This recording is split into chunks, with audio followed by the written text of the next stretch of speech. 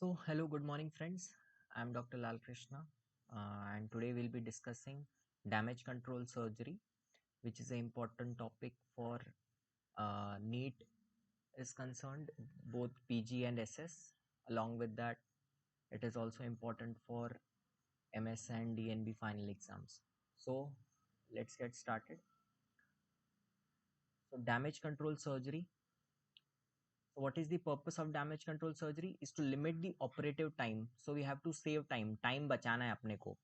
So that the attention may be given to the physiological restoration. यानी जो physiology गड़बड़ है पेशेंट की ड्यू टू एनी रीजन उसको हमको रोकना है और ठीक करना है. ठीक है. And we have to break the lethal triad of coagulopathy and hypothermia and acidosis.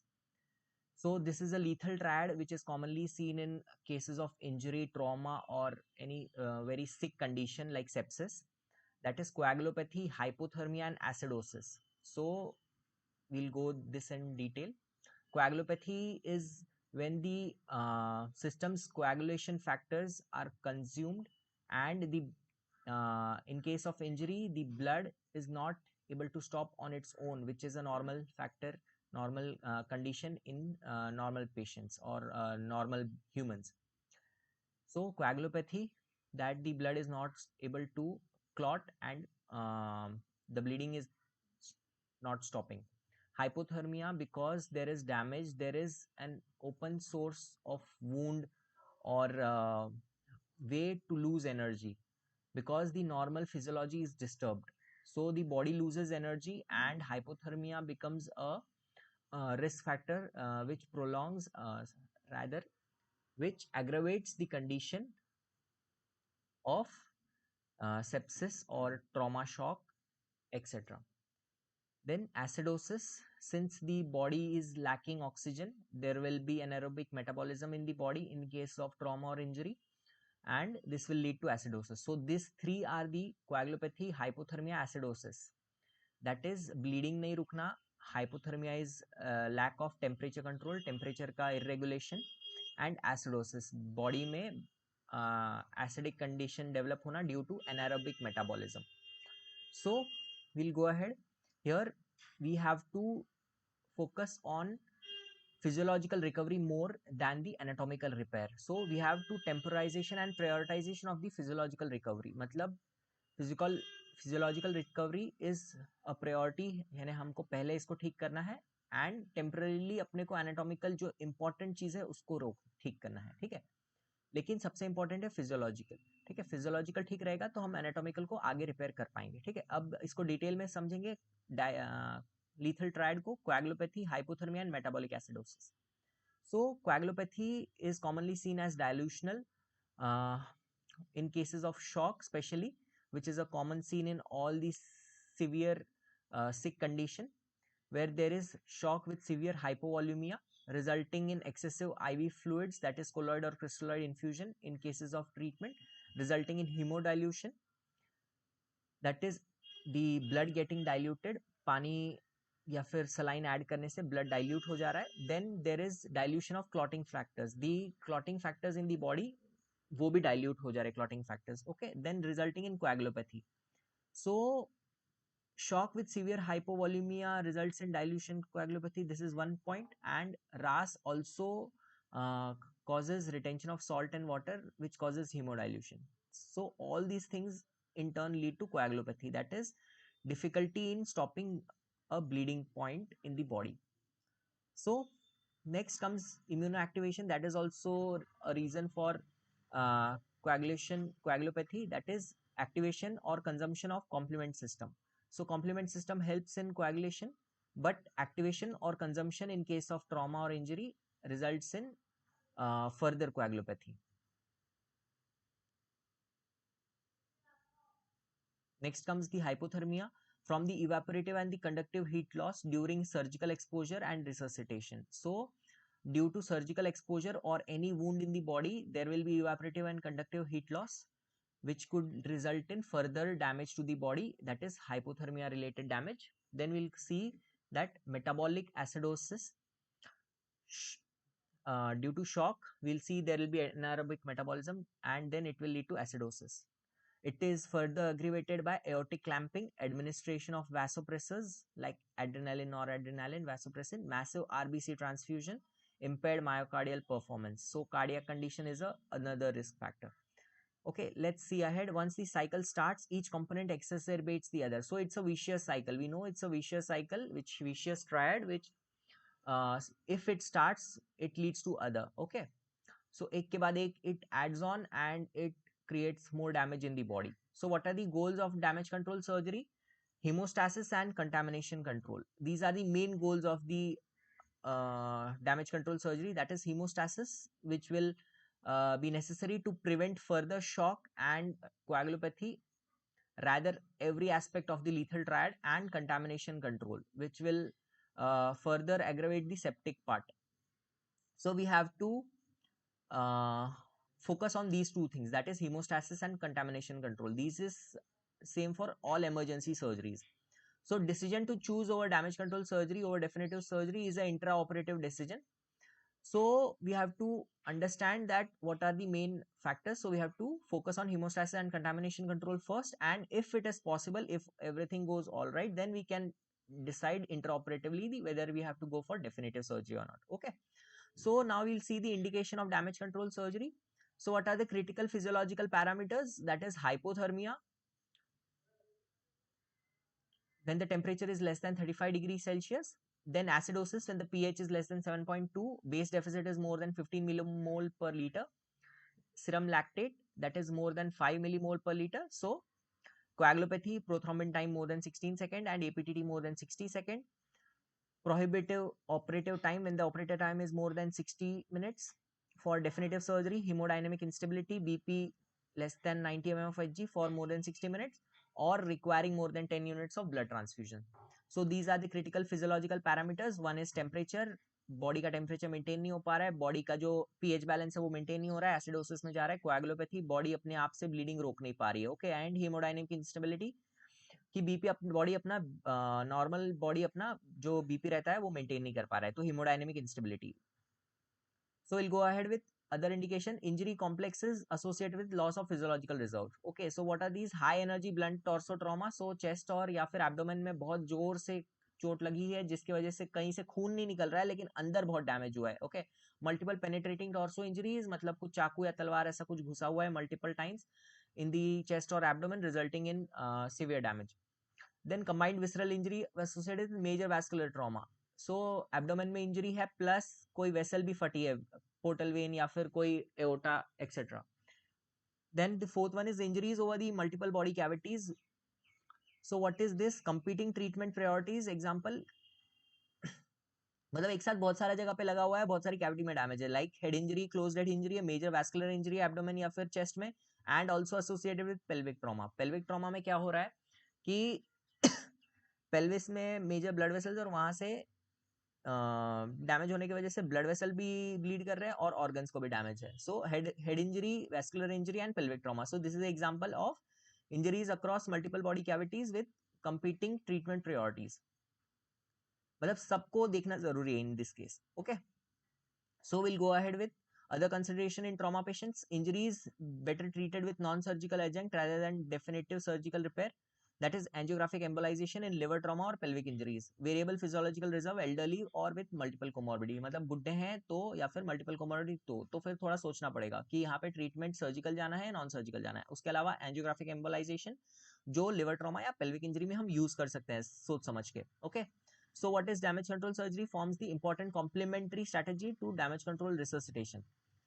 So damage control resuscitation and damage control surgery go side by side in cases of emergency. You have to understand that each supports each other. Rather, damage control surgery is the part of damage control resuscitation. And so we'll see ahead what is damage control resuscitation. So damage control resuscitation where we have permissive hypotension until definitive surgical control of hemorrhage. मतलब BP को थोड़ा कम रखना ताकि ज्यादा bleeding ना हो और अपना सर्जिकल कंट्रोल ऑफ जो हेमोस्टैसिस है वो भी हम अचीव कर लें.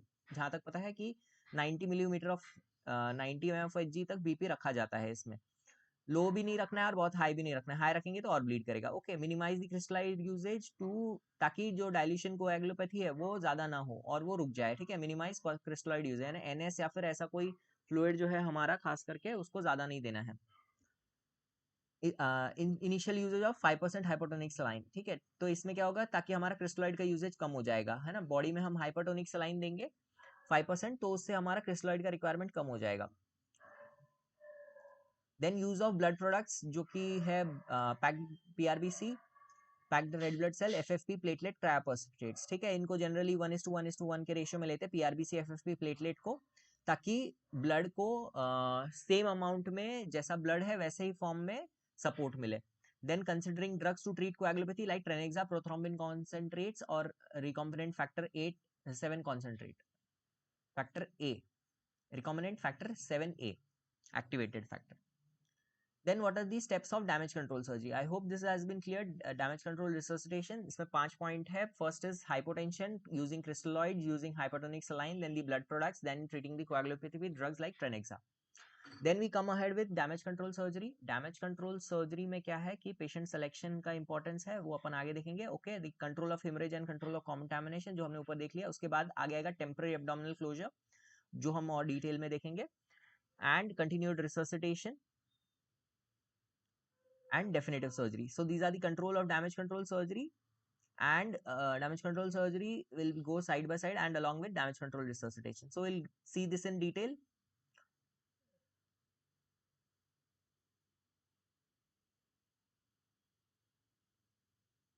So these are the indication of damage control surgery which we have seen. So now we'll go ahead with hemorrhage control. So we have to control bleeding and to prevent further ischemia. Already if there is bleeding, there will be ischemia, so we have to give oxygen as soon as we see a trauma patient or we see a sick patient. That will be very helpful. Exposure with vertical midline xiphisternum to pubis and is optimal. In case we are suspecting a pelvic injury, we have to be somewhat above the pubis region so as to prevent the loss of compression effect over the hematoma in the pelvis. Large clots to be removed manually. Then we have to pack all the 4 quadrants with packs. Then we have to cell salvage suction system can be used to autologous blood transfusion. So this is a if this is available in your system, you can use this cell salvage suction system.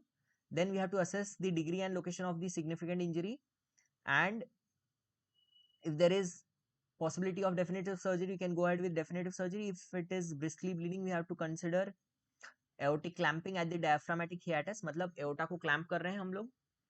Then it will augment our myocardial and cerebral perfusion, मतलब heart and brain को blood supply ठीक से मिलेगा, and abdominal एक्सैंग्विनेशन जो है वो कम हो जाएगा, एब्डोमिन में ब्लड जो लूज हो रहा है वो कम हो जाएगा, ठीक है। कॉशन टाइम टू टाइम डीक्लैम्प करना जरूरी है, क्योंकि नहीं करेंगे तो विसरल इस्कीमिया हो जाएगा। Then we come ahead with major vascular injury. अगर क्रिटिकल आर्टरी इंजरी है तो हम वहाँ पे टेम्पररी इंट्रावैस्कुलर शंट लगाएंगे, अगर नॉन क्रिटिकल आर्टरी है तो उसको लाइगेट कर देंगे। अवॉइड डेफिनेटिव रिकंस्ट्रक्शन इन अनस्टेबल पेशेंट, मतलब डेफिनेटिव ट्रीटमेंट अनस्टेबल पेशेंट में करना बहुत रिस्की हो सकता है। वेन्स है तो जनरली उनको लाइगेट किया जा सकता है। Then we have solid organ injuries, उनको प्रॉपर रिपेयर करना अवॉइड करना चाहिए, पैक कर लेना बेटर है, या फिर टोटल या फिर पार्शियल रिसेक्शन कर लेना बेटर है। Okay, so will just go through this. क्या करना है, ब्लीडिंग को कंट्रोल करना है, इस्कीमिया को रोकना है, ब्लीडिंग को कंट्रोल करना है, इस्कीमिया को रोकना है, एक्सपोजर करना है बॉडी का, कहाँ से, मिडलाइन ज़िफिस्टर्नम से प्यूबिस तक। लार्ज क्लॉट को निकाल लेना है मैन्युअली, सारे क्वाड्रेंट को पैक कर देना है, सेल सैल्वेज सक्शन की मदद से ऑटोलोगस ब्लड ट्रांसफ्यूजन कर सकते हैं। चेक करना है कहाँ पे कितना इंजरी है, अगर पॉसिबल है तो डेफिनेटिव सर्जरी करेंगे, नहीं पॉसिबल है तो एओर्टिक क्रॉस क्लैंपिंग करेंगे डायफ्रामेटिक हियाटस से। इससे क्या होगा, हार्ट का और ब्रेन का ब्लड सप्लाई बढ़ जाएगा और एब्डोमेन से ब्लड लॉस कम हो जाएगा।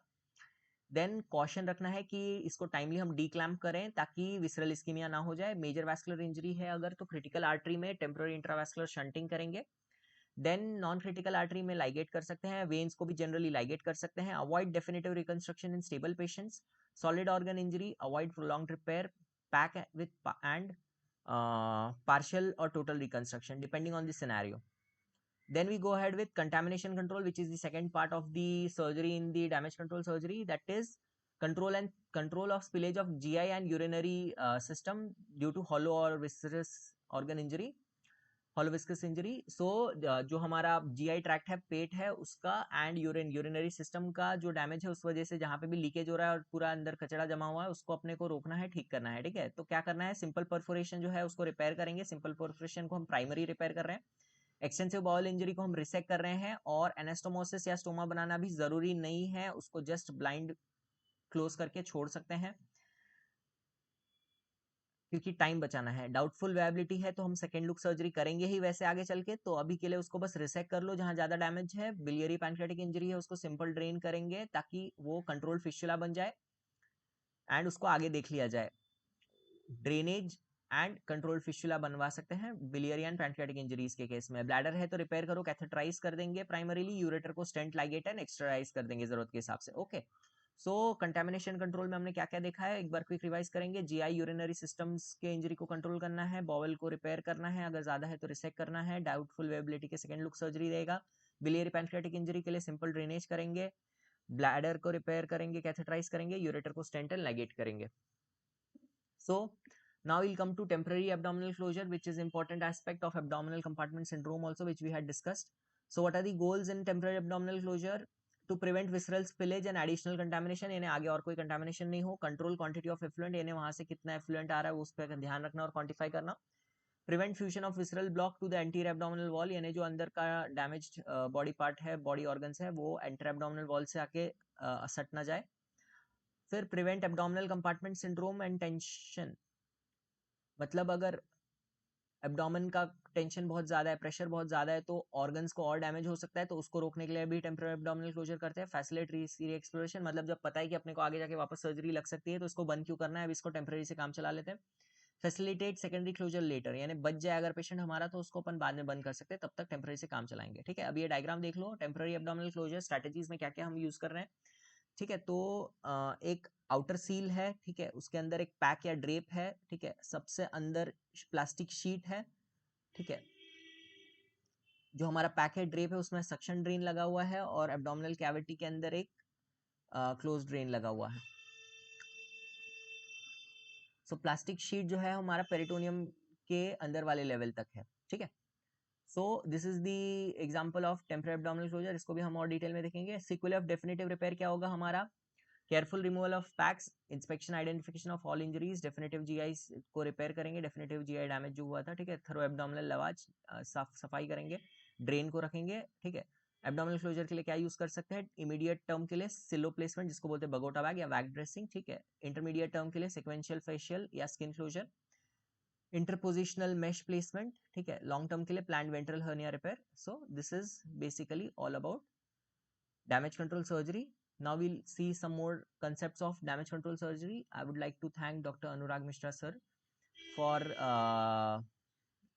giving his knowledge regarding damage control surgery with the MAMC update team.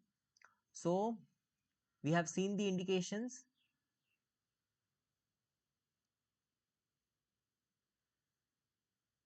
So before the damage control surgery, there is some part 0, that is pre-hospital and initial evaluation in case of damage control surgery. So what is this? We'll see in quick time. So pre-hospital setting, first is rapid response with minimal time at this time site of injury, मतलब जहां पे लगा है वहां पे ज्यादा time waste नहीं करना, जल्दी हॉस्पिटल लेके आना। ठीक है, हॉस्पिटल टीम को नोटिफाई करना, early notification to the hospital trauma team, मतलब उनको पहले बता देना कि तैयार हो जाओ। ठीक है, अगर पॉसिबल है तो रैपिड सीक्वेंस से इंडक्शन करेंगे ऑफ एनेस्थीसिया एंड इंट्यूबेशन, जो सर्जरी के लिए टाइम बचाएगा। अर्ली रिवॉर्मिंग, गर्म फ्लूइड्स देंगे और उसके अराउंड पे चादर लपेट लेंगे। एक्सपीडियंट ट्रांसपोर्ट, जल्दी उसको ट्रांसपोर्ट कराएंगे। ब्लड प्रोडक्ट्स अगर हमारे पास वहाँ पे अवेलेबल है, अनक्रॉस्ड मैच होगा तो भी चल जाएगा, तो वो देना स्टार्ट करेंगे। ट्रेनेक्सामिक एसिड अगर अवेलेबल है तो वो देना स्टार्ट करेंगे अगर suspecting bleeding and similar damage. Then once in hospital आ गए तो उसके बाद क्या करना है, that is other part of the part 0 of damage control surgery, that is rapid assessment of trauma patient. फटाफट चेक करना है कहाँ का डैमेज है, आईवी एक्सेस बड़ा सा एक्सेस करना है, लार्ज बोर ग्रीन नीडल। ठीक है, रैपिड सीक्वेंस इंडक्शन अगर नहीं किया है तो कर लो जल्दी जितना हो सके।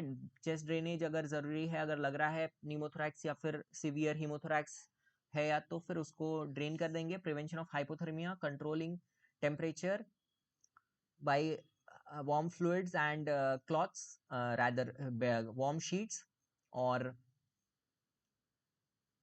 देन डैमेज कंट्रोल रिसर्सिटेशन जो हमने देखा था, treating coagulopathy, blood products et cetera से, and permissive hypotension, IV fluid crystalloid को मिनिमाइज करना, एंड हाइपोटोनिक सलाइन का देते थे, ठीक है। Expedient transfer to the OT, ठीक है, जरूरत के हिसाब से सर्जरी के लिए जल्दी शिफ्ट करना, broad spectrum IV antibiotic and tetanus prophylaxis जहां जरूरी लगे, एंटीबायोटिक और टेटनस देना ताकि इन्फेक्शन ना हो जाए, सेप्सिस से ना मरे आगे जाकर patient. Theatre should be placed on stand by, मतलब थिएटर्स को रेडी करवा देना टाइम टू टाइम, ठीक है। पार्ट 0 हमने देख लिया, pre hospital initial evaluation stage, फिर उसके बाद हम लोग लेप्रोटॉमी करेंगे अगर सर्जरी, जिसको हम डैमेज कंट्रोल सर्जरी में काउंट कर रहे हैं, ठीक है। उसके बाद जरूरत पड़ने पे आईसीयू रिसर्सिटेशन, उसके बाद जरूरत पड़ने पे definitive repair, then definitive abdominal part wall closure, ठीक है। तो ये एक शॉर्ट में स्टेप्स हैं इसके, और main element of damage control resuscitation हमने देख लिया है, जिसमें ABC resuscitation with help of ATLS protocol है, permissive hypotension, limited crystalloid use with blood and blood products, ठीक है, एंड हाइपोटोनिक सलाइन भी यूज कर सकते हैं, यूज ऑफ ट्रेनेक्सामिक एसिड जो कि ड्रग है to control bleeding and damage control surgery.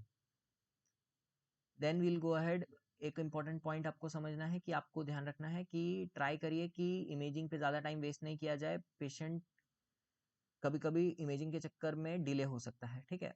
उसके बाद इनिशियल लैप्रोटॉमी हमने इसका डिटेल देख लिया है। एब्डोमिनल क्लोजर का हम डिटेल थोड़ा देख लेते हैं। तो इसमें क्या है, control of abdominal viscera, characteristic of optimal temporary abdominal closure में क्या आता है, कंट्रोल ऑफ एब्डोमिनल विसरा और कंटामिनेशन नहीं होने देना, अदर कोई ऑर्गन पे और इंजरी नहीं होने देना, एफ्लुएंट का कंट्रोल एंड क्वांटिफाई करना, स्किन एंड सॉफ्ट टिश्यू की इंटीग्रिटी को प्रिजर्व करना, रेडियोग्राफिक आर्टिफैक्ट आगे चल के ना है उसके लिए यूज करना, avoid radiographic artefact that could complicate other diagnostic and therapeutic modalities, ठीक है। टेंशन नहीं आए इसलिए और कंपार्टमेंट सिंड्रोम ना हो इसलिए अपन ये यूज कर रहे हैं, ठीक है। Prevent fusion of visceral block to the abdominal wall, यानी वापस चिपक ना जाए। Promote medialisation of fascial edge, यानी आगे जाके क्लोजर में हेल्प हो। Preserve fascial integrity for later definitive tissue closure, मतलब आगे जाके अच्छे से हम एब्डोमिनल वॉल क्लोज कर दें। इजी प्लेसमेंट, यानी टाइम बच रहा है और इजीली अपना काम हो रहा है, ठीक है, और कॉस्टली भी ज्यादा नहीं है, ठीक है, पेशेंट का टाइम भी बच रहा है, ठीक है। आईसीयू रिसर्सिटेशन में ऑक्सीजन डिलीवरी इंपॉर्टेंट है, हाइपोथर्मिया प्रिवेंशन इंपॉर्टेंट है, कोएगुलोपैथी को करेक्ट करना इंपॉर्टेंट है, ठीक है। Then we can go ahead with tertiary survey if needed, then subsequent laparotomy and definitive repair, and part 4 abdominal wall closure, ठीक है। इंपॉर्टेंट पॉइंट हम देखेंगे, सर्कुलर ऑफ डेफिनेटिव रिपेयर क्या क्या है, एंड ऑप्शंस हमने एब्डोमिनल वॉल क्लोजर के लिए देख लिए हैं। लास्ट एक देख लेंगे सीक्वेंस ऑफ डेफिनेटिव रिपेयर को डिटेल में। पैक्स को केयरफुली रिमूव करना है, सारे इंजरीज को अच्छे से इंस्पेक्ट आइडेंटिफाई करना है, ठीक है। ब्लीडिंग पॉइंट्स को कंट्रोल करना है, डेफिनेटिव सर्जिकल रिपेयर करना है, जीआई या फिर और कोई इंजरी है तो थरो एब्डोमिनल वॉश करना है, लवाज देना है, अवॉइड स्टोमा इन ट्यूब एंट्रोस्टोमी अगर पॉसिबल है तो, एनजी फीडिंग ट्यूब प्लेसमेंट अगर जरूरत है तो वो करना है, क्लोज सक्शन ड्रेनेज लगाना है, temporary versus definitive abdominal wall closure क्या करना है वो सोचना है, ट्रैकियोस्टोमी अगर जरूरत है तो वो करना पड़ेगा, radiographic evaluation for retained packing. So these are the 11 points which are important in sequence of definitive repair after damage control surgery. So in conclusion वही हमको ध्यान रखना है कि हमारा priority physiological and biochemical stabilization है, and anatomical repair नहीं है at present, जो कि हम आगे चल के कर सकते हैं definitive surgery के साथ। यहाँ पे हमारा पेशेंट का फिजियोलॉजी और बायोकेमिस्ट्री इतना खराब है तो हमको पहले उस पर फोकस करना है, ठीक है। Damage control strategy is useful for subset of trauma patient that are not appropriate in all cases, और सिलेक्शन क्राइटेरिया है जो अपने को मैकेनिज्म और फिजियोलॉजिकल डिरेंजमेंट के हिसाब से अपने को सेलेक्ट करना है।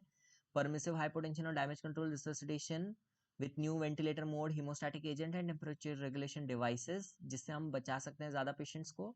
डैमेज कंट्रोल सर्जरी जो है मेन स्टे ऑफ मोडालिटी है ट्रीटमेंट में, कब, जब पेशेंट का लाइफ थ्रेटनिंग कंडीशन है ड्यू टू सीवियर ट्रॉमा, और ये हमको पेशेंट को बचाने में काम आएगा। It is for DCS that majority trauma patient reaching hospital can hope to survive that once considered fatal, यानी इसके वजह से हम उन पेशेंट्स को बचा पा रहे हैं जो एक टाइम पे इनको बचाना मुश्किल था। Okay, so we have done with this topic and I hope ये आपको अच्छे से समझ आया होगा। अगर कुछ डाउट्स होगा तो आप मुझसे कनेक्ट कर सकते हैं, and keep studying, and please share this video if you find it useful, please like, share and subscribe, and see you in next video. Thank you for watching. जय हिंद।